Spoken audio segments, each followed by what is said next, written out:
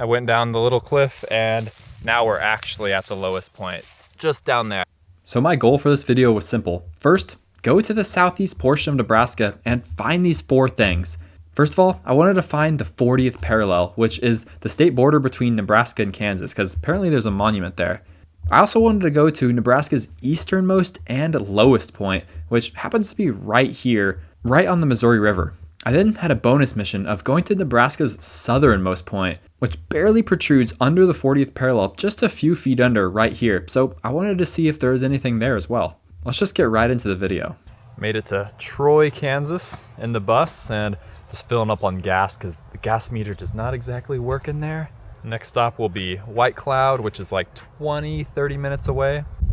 Kansas has a lot of these scenic byway roads and they're actually really cool, especially up here in northeast Kansas. This is the Glacial Hills region, which is super cool to drive through. So I'm just gonna take the scenic byway through Sparks and White Cloud and get to the lowest point of Nebraska.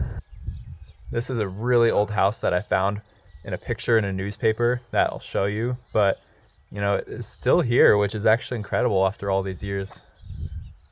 So we made it to Iowa Point, which is yet another ghost town around here, but it has a little info kiosk, so we can learn a little bit about the history, upgrading my sources from Wikipedia to real life sources. So hundreds of thousands of years ago, there used to be glaciers all through this region, kind of in the Great Plains, Nebraska, Kansas, Missouri, and it formed a lot of the bluffs you see here. This is really close to where the Missouri River is, which carved out a lot of it around the bluffs, but giving it this distinctive look. Today, a lot of people grow corn around this area. That's a huge thing, and then soybeans. It says it here too. People also do hay and wheat, and you see hay bales everywhere around here in Kansas. We made it to White Cloud, Kansas, which isn't quite a ghost town, but it is a lot smaller than it used to be also. There's a really big grain building over there. And there's also a little marina where I guess people can process their fish. And then there's also more of these info kiosks, which are always interesting to read. So we were just in Troy, and then we went up here. We were just at Iowa Point before this.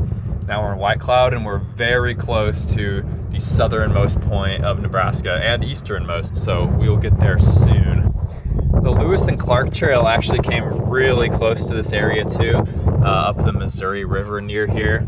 And before European settlers came into here, this was home of the Kansas tribe. This tribe is what the state of Kansas was named after, but they have been moved to what's now Oklahoma. If you're interested in learning more about that, I talked about it more in my Exploring a Forgotten Ghost Town video, so I'll link that in the description. I'll also link some other things down in the description about that. The area that we're about to enter is actually part of the Iowa reservation of the Iowa tribe of Kansas and Nebraska. So I just want to respect that and acknowledge that.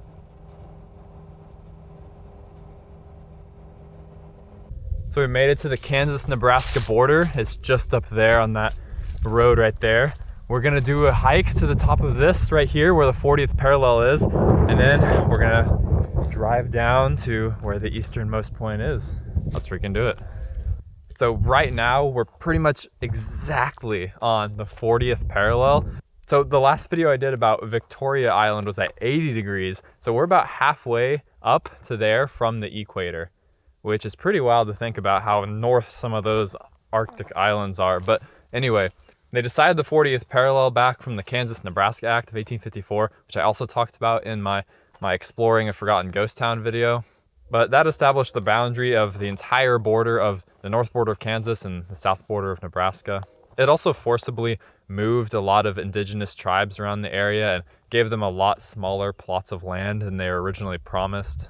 I've been standing here for like 5 minutes and there's literally been 0 cars coming by here. It's a very rural and almost remote area. And there's also a lot of bullet holes in the signs, which is kind of concerning, but oh well. Also, as we're hiking up there, I'll name some other notable cities that happen to be exactly on the 40th parallel north.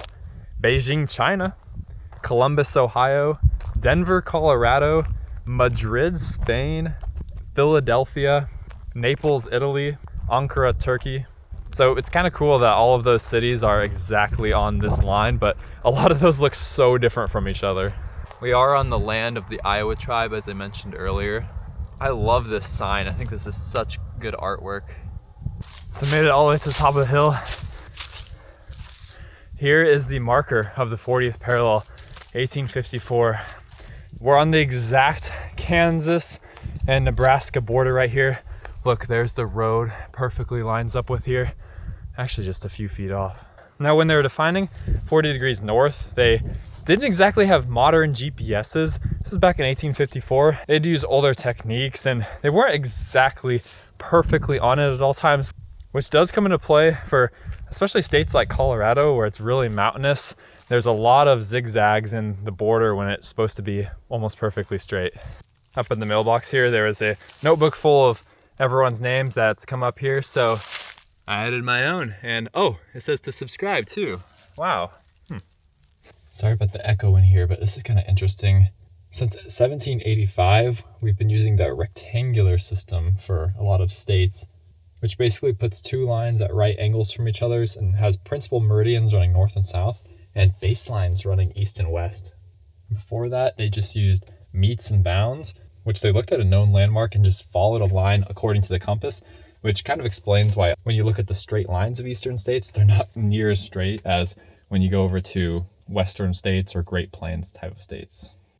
There's also a really good paragraph about explaining the whole lore of Kansas, basically, and Kansas Nebraska Act, which I explained in my video that I've referenced a couple times. But it was pretty bad around here during the Civil War. This place had a lot of bad stuff happening. I personally think we should bring back along Nebraska. Like, this is the only way Nebraska should be. Oh my gosh, it's a mini weather station. This is so cool. It's just in the middle of the field, basically, but I love it. This is it. We made it to the lowest point of Nebraska, which the land would be just down there, but it's actually halfway in the river. Just to prove it, I don't know if you can see it, but I'm right on the border there. This is also the easternmost point of Nebraska, although I think it would be just a few feet up there because it looks like it protrudes a little farther east, but it might be that. You can't actually get to it unless you have a kayak or a boat, but that's pretty dang cool. I went down the little cliff and now we're actually at the lowest point, just down there. I don't think I can get any further really without falling into the water because it's literally pretty much a sheer cliff right here. But there she is, the lowest point, the state line, the easternmost point. So now let's go to the southernmost point of Nebraska, which is actually really close to here. Ah, crap, I have no idea how I'm gonna get back up this thing. I just slid down it basically. Oh geez, there's like nothing to grab onto. Oh God, okay. Oh jeez. Oh, okay. Made it up, thank God. Now you might be wondering, how is there a southernmost point of Nebraska? The entire southern border is on the 40th parallel. Well, not all of it actually is, and there's a little point really close to here that actually dips down a little bit at 39.99944 degrees north, I believe. So just a few feet under, but we're gonna go to that location too, because why not? So we're really close to the southernmost point. It's right next to the Partlow Cemetery. So this line that's straight here should be the 40th parallel. The state border actually goes a little bit this way. It just dips to the most southern point right over here. So we're gonna stand exactly there. Literally, here it is. There's no special marker, nothing like that. It's just a little over halfway in the middle of this road in a rural area. Here's proof that I'm right on it. I don't know if you can see it, but that's it. Someone should really like at least put something here, like a little pole that just signifies that's the southernmost point. But yeah, no matter where you are in Nebraska, you cannot get more south than where I am right now. So good luck trying.